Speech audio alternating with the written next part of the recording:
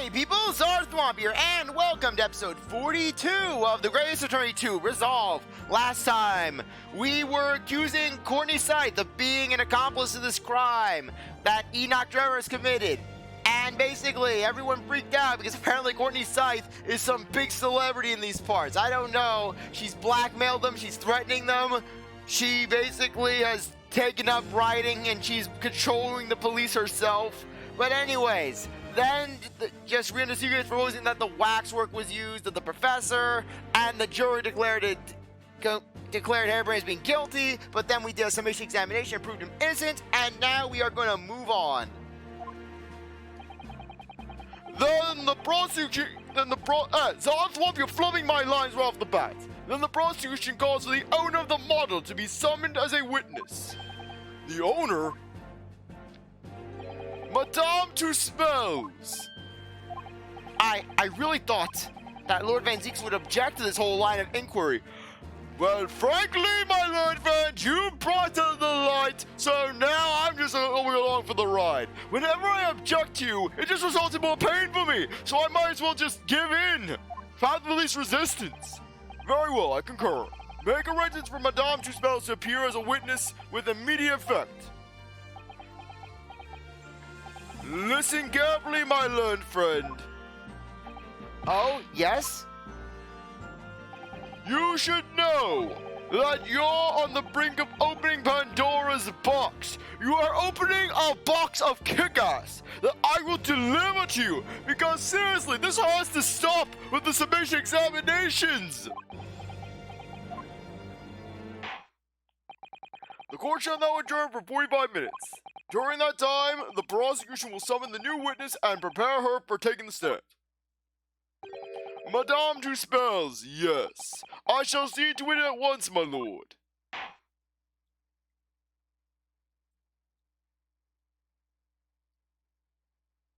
To be continued.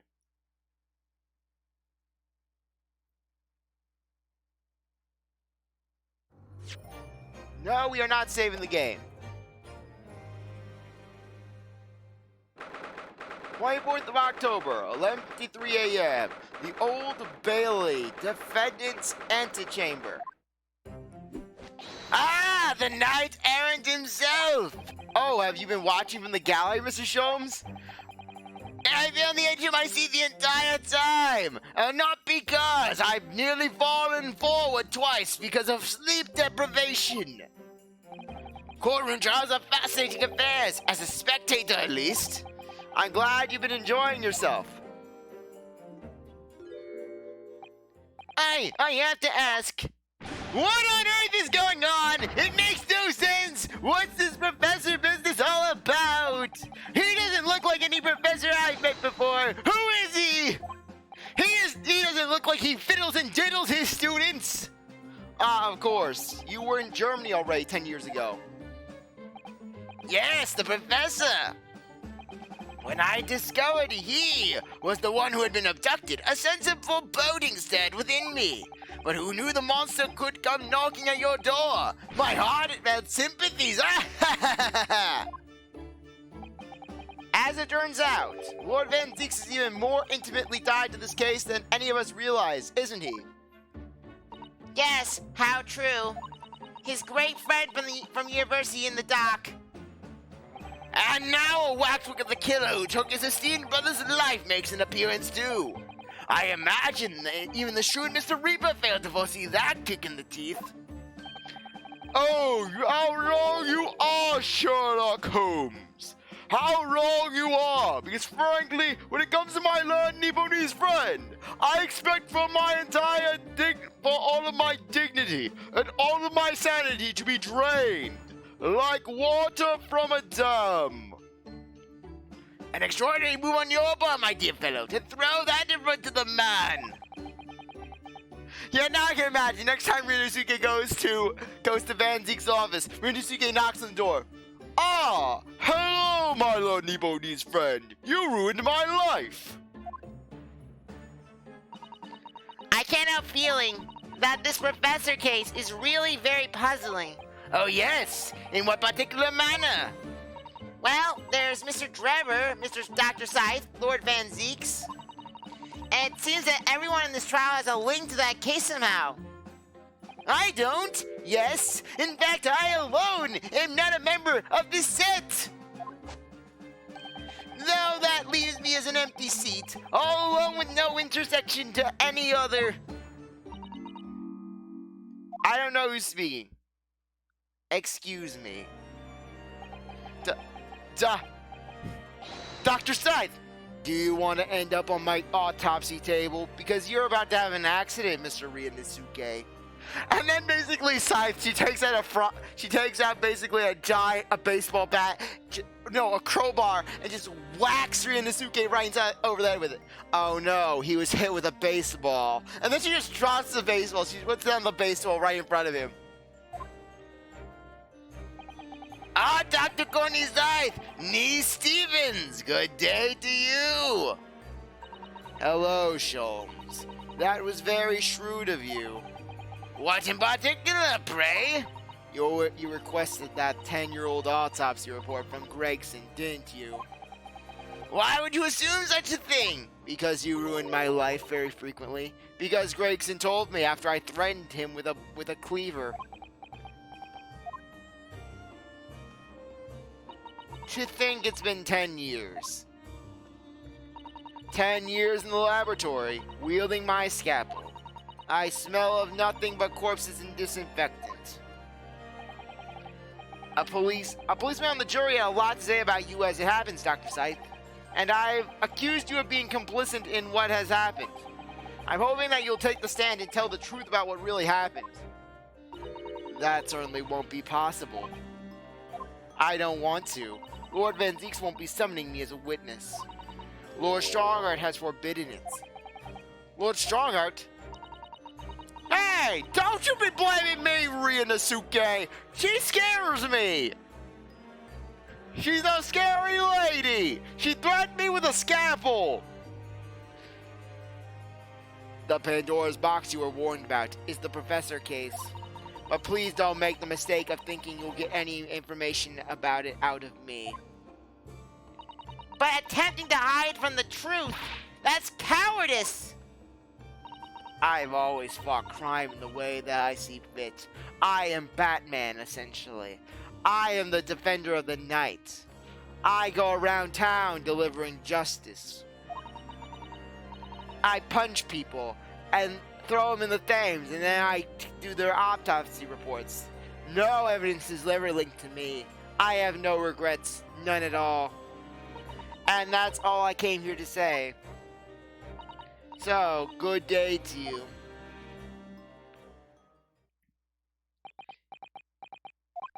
She mentioned it too, this Pandora's box. Whatever does it all mean? There's really no cause for concern, I assure you. When the trial resumes, the meaning will become all too apparent, whether you like it or not. Huh? Now then, I believe it's almost time. I must make my way back to the public gallery. The edge of my seat awaits. I think maybe you're enjoying yourself a little too much. Ah yes, one word of warning before I go. If in the course of the trial this afternoon you perceive even a shadow of doubt about the truth, don't let it out of your sight. Pursue it like a dog with a bone. To the bitter end, you understand. Do not falter. Whether may come to pass. Whatever may come to pass. All right, I understand. Thank you. Good. I shall make myself scarce then. I purchased a bar of caramel earlier, so I shall be gnawing on it as you gnaw away the truth. And I will be forging more music box discs for my enjoyment. What did that warning from Mr. Sholmes really mean, I wonder? Especially that bit about whatever may come to pass.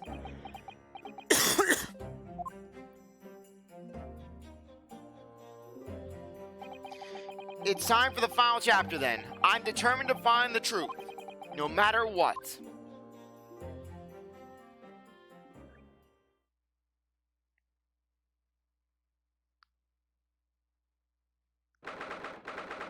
24th of October, 12:40 p.m., the Old Bailey courtroom.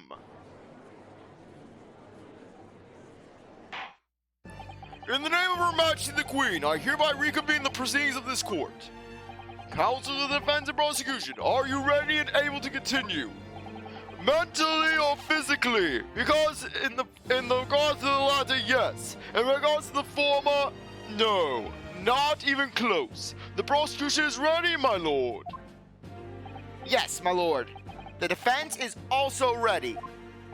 As the court is aware, the case under scrutiny began with a damaging incident at the Great Exhibition. We now find ourselves embroiled in the details of a convicted felon who was sent to the gallows a decade ago. This trial has certainly defied all expectation, as seems to be the fate of all trials in which this Nipponese is involved, my lord. My sanity is gone. So then, let us begin our exploration of the defense's assertion to that the waxwork was cardinally involved in this matter. Lord Van Zieks, my lord, are we still awaiting the arrival of Madame Tusspells? Not at all. She is in the antechamber as we speak, and ready to be summoned. Very well, bring in the witness. At once, my lord. Bailiff, show Madame Tusspells to the stand. Things are about to become a lot more intense. If Drebber is responsible, as I'm sure he is, it means he must have had an accomplice in Dr. Scythe. And what connects the pair of them is this waxwork. Yes, the model of the professor. That's the key to the link between these otherwise unrelated individuals. It's a tennis link, admittedly, but at present it's all we have to go on.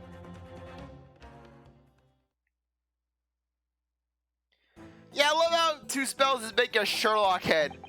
State your name and occupation for the court, please. My name is Madame Esmeralda Tusspells. I am a waxwork artisan and the proprietress of the Madame Tusspells Museum of Waxwork.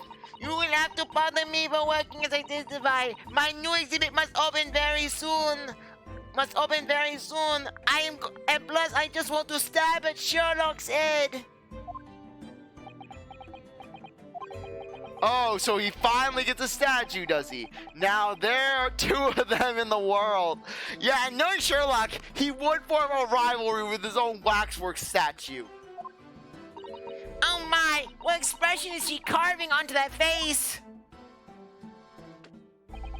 A number of days ago, a particular waxwork module was stolen from your museum. Can you confirm this? Oui, this is true. At first, we believed it had been kidnapped. A waxwork model kidnapped? Yes, my lord, there was a demand for ransom money left behind by the culprit.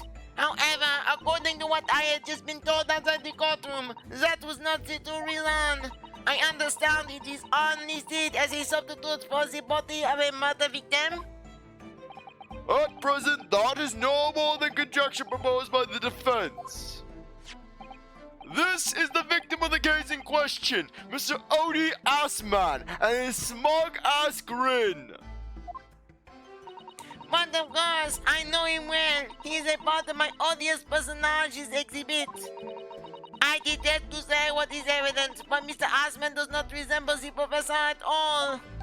Yes, but perhaps their faces are very similar. Are you suggesting that we shouldn't see now the mask visage of the professor? I have set the key, but that is strictly forbidden to open the lock. This is absurd! Pardon? I don't know what face you've carved onto your fancy figure beneath that mask. But clearly, it won't be that of the actual killer. Indeed, the man's identity was never made public after all. The trial took place in a closed court. The proceedings were strictly confidential. The condemned man was summarily executed. His identity remains a closed, guarded national secret. There is no possible way that a repository of tawdry exhibits could get its hands on that information. Quel dommage. It would seem you are unaware of the Tusspells principles. What principles? The family Tusspells is always prided itself on sculpting its mottos a la perfection. Every detail, including the visage, is fashioned with complete fidelity. Et voila, our principles. There is a well-known legend about the Tusspells waxwork from the time of the French Revolution. A member of the Tusspells family is said to have made a waxwork of the queen who was executed. That is true. It was a century ago now. I believe the queen's face was carved in the minutes following her death, actually at the guillotine site. You are correct. The motto is on display still today in the House of Horrors. We Tusspells will stop at nothing to obtain a faithful replica of our subjects. Dear me, a somewhat disturbing tenacity of purpose. It is the only way to obtain a truly lifelike representation of the subject. And it has been my family's secret for generations. Do you mean to say that beneath that mask? The true visage of the killer is there. This is ludicrous. It's out of the question. The professor spread terror throughout Great Britain. As a result, the Madame Tusspells special exhibit remains extremely popular even today. The killer emerging from his own grave. This is a sight to behold. You should come. Pay my exorbitant entry fees. Sherlock, come with the sign. And then Sherlock walks up to the window and says, "Ah, yes, here's your sign, Madame Tusspells." Mercy. Now put it on the front of the witness stand. And then basically, and then Sherlock places a giant Madame Tusspells waxwork sign out there, and then he starts putting some stickers of basically promoting the Waxwork Museum on the prosecutor's bench and defense's benches. I think, Madame, it would be beneficial to hear your formal testimony on this matter. You will explain every detail of this macabre model and your personal involvement in its creation. With pleasure.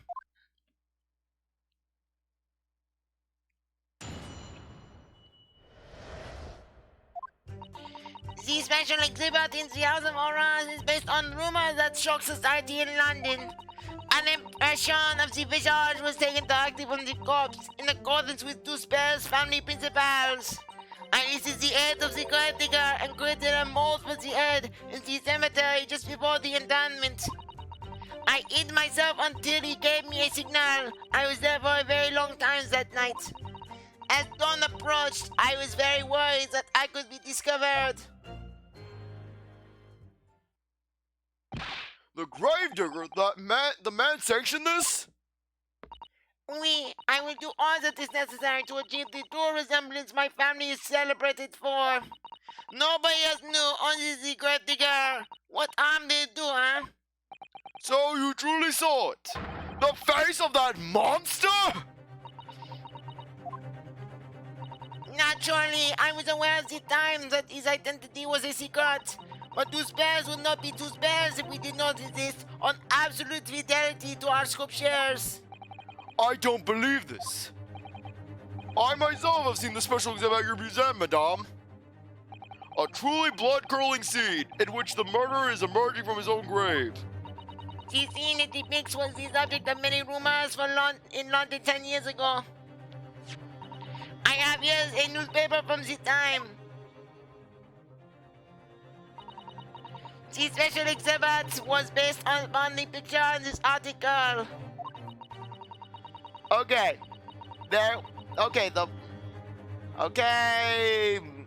Bow mask to blame for the great blaze. The fire engulfed the popular theater continues to draw attention. As reports that Her Majesty Queen Victoria herself visited the Royal Italian Opera. She inspected the site and offered words of condolence to the theater's owner, Mr. Frederick Guy. I like reading the other articles. Okay. Magical trick of Plato. Okay. The theater had been under lease to famed magician John Henry Anderson, and there is some speculation that the blame for this fire lies squarely with him for his insistence on holding his bow mask there. Could his magic have been played a trick and costing the city a great center of arts? The Great Stink. After a great many years, Parliament has at long last resolved to relieve the citizens of London of the horrifying stench that carries with the slice of breeze and lingers in I don't even know what that is. Can I see past it?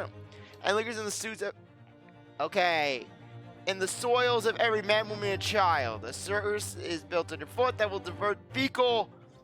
Okay, we're seeing about the sewer. Mad sheep rampage. Locals report the most remarkable circuses in which folded sheep were seized in a sun fright. Okay, and now we get the Charles Darwin medal. And now basically Charles Darwin to receive medal. General article. Man rises from the grave. It's too absurd for words. The public enjoys absurdity, monsieur. That is why I produced this scene as carefully as possible in my museum. And it's a waxwork from the exhibit that was stolen some days before the incident at the Great Exhibition, wasn't it? That is correct. The professor you see before you here. Most puzzling. Counsel for the defense. Proceed with the cross-examination. This waxwork links Drebber to Dr. Scythe, and there has to be some reason for that, which hasn't yet come to light. But I'll find it. I'll get to the bottom of what really happened. I'll prove that Dr. Scythe and Drebber were in on this crime together.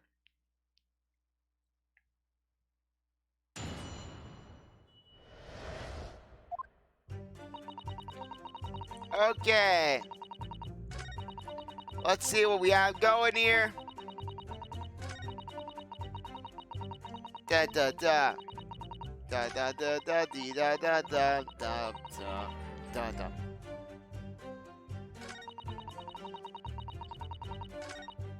Okay, yeah, we'll start from the beginning. Hold it!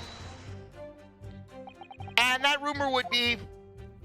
And then you wrote down now, but one that no Londoner would ever forget. Alright, I know just what you're talking about, I think. Of course, it couldn't be anything else. Yes, that story will never disappear. The tale of the condemned killer rising from the dead. That is the central attraction of my house of horrors. The rumor was whispered all over the city. And it was like this. It was in Locate Cemetery behind the prison, in the dead of night after the execution of the killer. The undone professor slid back the stone slab covering his tomb and emerged from his grave. A young man who witnessed this spectre scream welling up from inside him. But an instant later, he heard an ear-splitting gunshot from over his shoulder. The bullet struck the emerging corpse and it fell motionless once more. The zombie uprising was stopped. The scream finally found its way from the mouth of the young witness, who turned and ran for his life.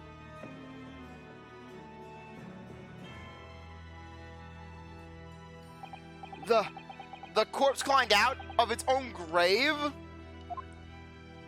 And then somebody shot him. Who? Who was it?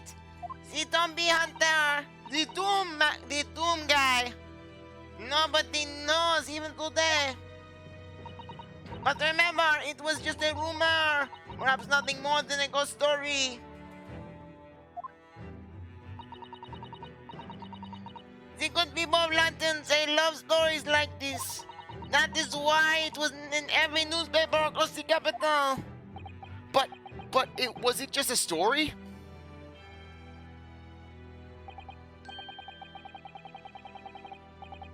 Okay, let me just check something. Okay, yeah, we could actually... Yeah, I could have read that earlier. I mean, this is exactly the scene that can be seen at your museum, isn't it? Oui, the spectral exhibit was modeled on that very illustration. For a while afterwards, the content of that article were reproduced in every newspaper imaginable. Madame, might I say something? Please go ahead, mademoiselle.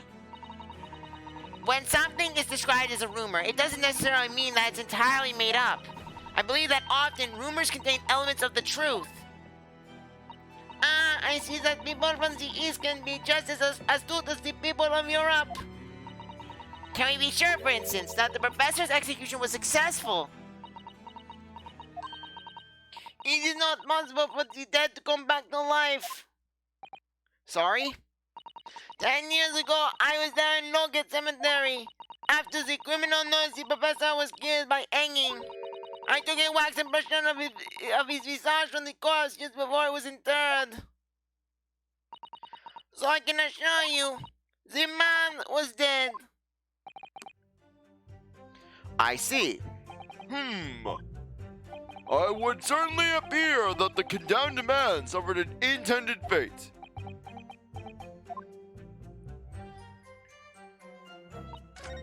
Oh, come on. Hold it! Da da da. Da da da da da da da da da da da da da da da da da da da da. Da da da da da da da da da. Is it? Oh, sorry about that. My mind was just going elsewhere. Is that true for every waxwork in your museum then? It is, assuming the subject is dead, of course. Live subjects have to cooperate in a similar way. I have letters from prison criminals all the time, you know. What sort of letters? When my time has come, please make a waxwork of me. Comme ça? No! Yes, oui.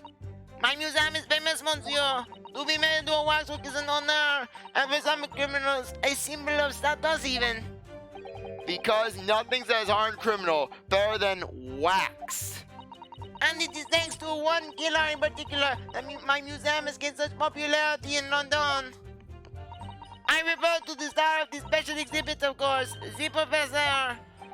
Whose form you claim to have captured by taking an impression from the actual corpse? There are no exceptions to the principle of Tusspells. Hold it! Surely that's illegal, isn't it? It is not illegal if you are not caught. It would seem the proprietors of this repository of novelties was blinded by monetary greed. It had nothing to do with money. The man is part of London's criminal history. That is why I had to scold him to record his history. It is the raison d'etre of the Tusspells Museum. But if that man was convicted in a closed court and sent for immediate execution, then surely nobody but the members of the judiciary present know the killer's true identity. I assume you behind that mask is hidden the true face of the professor. Do you realize what you're saying? The professor's identity is a national secret! A secret I know, I understand. And now that the truth about this special exhibit has been revealed, it must perhaps close. Of course it will, as will your entire museum if you don't tread carefully, madame. I will take a fraction of the disdain that I feel towards my learned friend here, and I will direct it right at you. I will burn this museum down with but a single spark of my hate.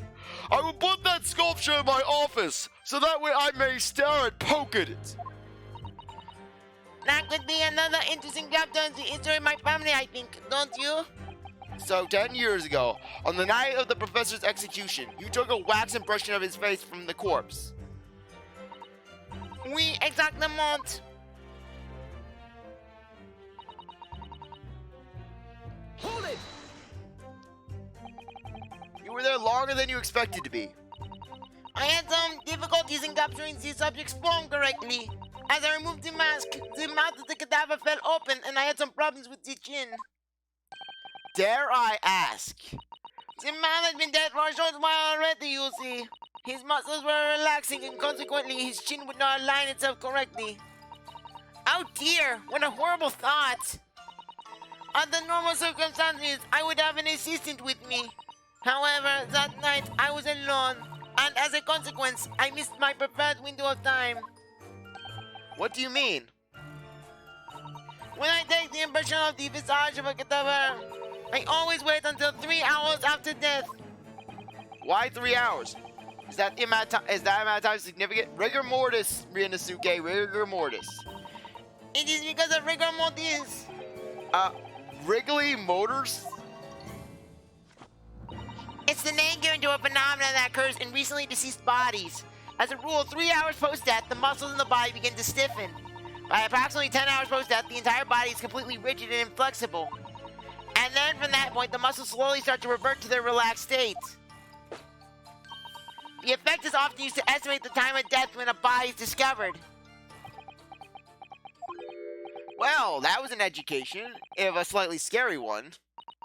As the mathematician says, rigor mortis commences 3 hours after death, and it starts in the jaw. I see. So that's why you wait. Before that time, the mouth falls open, and it is very difficult to do my work. It's getting hard for me to do my work with all this talk of corpses. I wonder about that information the court just heard from Madame Tusspells. The information about rigor mortis that you just started with.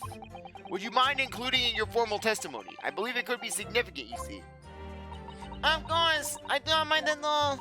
I can't help feeling that after this latest topic, the atmosphere in this courtroom has become extremely grave. This is no time for jokes, Miss Susato. Yeah, I can see where Phoenix gets his sense of humor from. Madame, kindly amend your testimony as discussed. Bien sûr.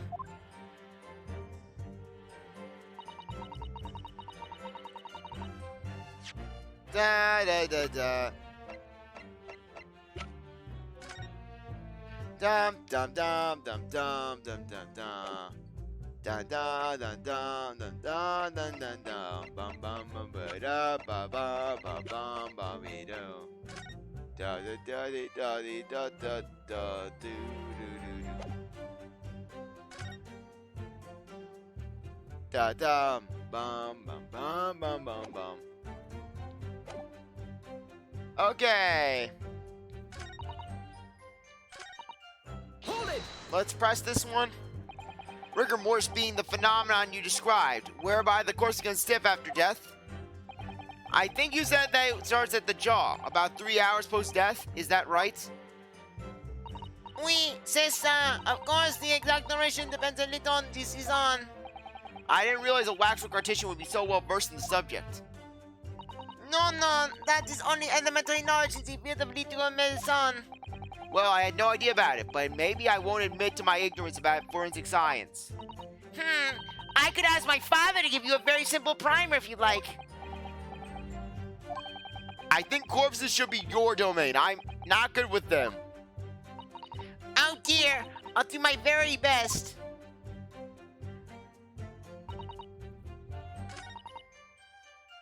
Da da. Dum dum dum. Da da da da. Da da da da. Da da da da da da. Okay. Da da da da da da da. Alright, check that out. Okay, let's check this, and we shall see. Okay, there's the death laser. Photograph of the victim. Okay. Yeah, press the last one. Hold it! You say that dawn was approaching? What was the time of day then? Approximately? Well, I could not say. When I left the cemetery with my utensils and wax, the morning light was becoming visible. The execution took place on the 17th of June, which had the earliest sunrise of that year. Indeed it did. First light would have been around 4:40 in the morning. That really is early. The fact is, I had very little time, so I finished my work in half an hour. It was necessary to complete the impression and bury the body before daybreak, of course. If someone had discovered me there, it would have been a catastrophe, so I had to hurry. Is it me, or does Mr. Sholm seem to be taking shape more quickly now, too? You certainly appear to go extraordinary lengths for your work, madame. I wonder, is what she said particularly significant?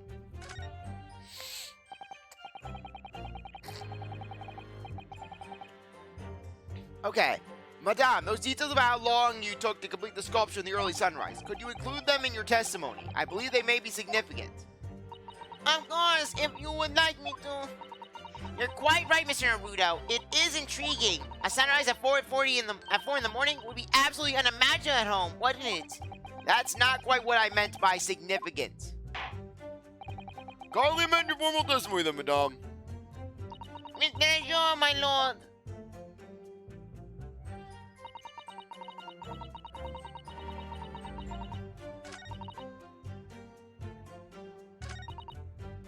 Okay, let's go.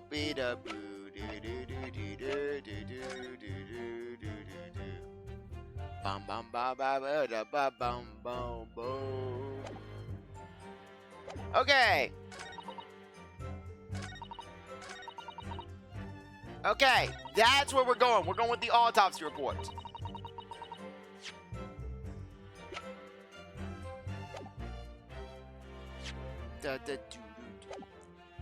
Okay, let's press this.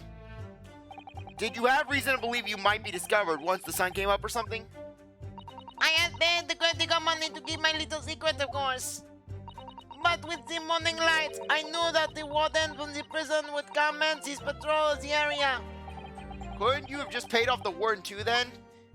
I am not Irish. I cannot pay everyone. I had already paid the great digger, as I said. You cannot buy the silence of everyone, or the secret is no longer a secret, huh? The sunrise was at 4:40 that day, which means that it would have been around 4 when you began your sculpting work. Oui, that must be correct. That would be when the great digger came to signal me out fighting. So, that's all I have to go on. What's your feeling, Mr. Naruto? For some reason, Dr. Zieks went along with Trevor's plan. Now, if that's really true, then the professor is the only other thing we know of that links the pair of them. So I feel sure the waxwork must be a clue to this mystery somehow. In that case, we must use this cross-examination to uncover exactly what it means. Otherwise, the jurors are sure to revert their leanings, and the trial will be over. I agree, but interestingly, uncovering what the professor has to do with all this means more to Lord Van Zieks than anyone. That's the impression I'm getting anyways. Yes, I do. After all, he has a profound connection to the professor as well. Yeah, but basically, we're going off the autopsy report. Basically that she says that the rigor mortis effect was not kicking in. We know that it doesn't go until 3 hours. It should have been done. It should have been all good by the time, basically, she would have been ready. So let's try presenting this. Objection. Of course it doesn't work. Surely something about that last statement seems odd, doesn't it? Would you care to mull over precisely what you find odd about on your return journey to Japan? Get out of our town! Amen to that! Okay. I wouldn't be back to give the court an answer for about 4 months, though. Rest assured, we should be happy to carry proceedings forward your absent counsel. He sounds serious. I have to prove my worth before he really does send me back home. Oh, come on, no! Come on, come on. Yeah, just get back, get back. Da, da, da, da, da, da. Okay.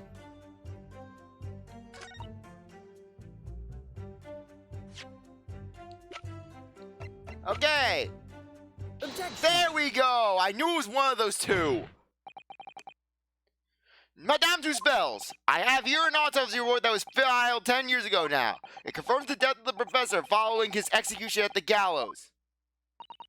And is that the problem? We'll answer that in the next episode. Anyways, I really appreciate that you stuck around to watch this episode. You're a great viewer, and I hope you can come back for the next one if you like this. I swear I mess up my intro every time now. Anyways, I really appreciate that you stuck around to watch this episode. You're a great viewer, and I hope you come back for the next one. If you like this video, like, subscribe, comment, share, do whatever you want. I'll see you next time. Bye.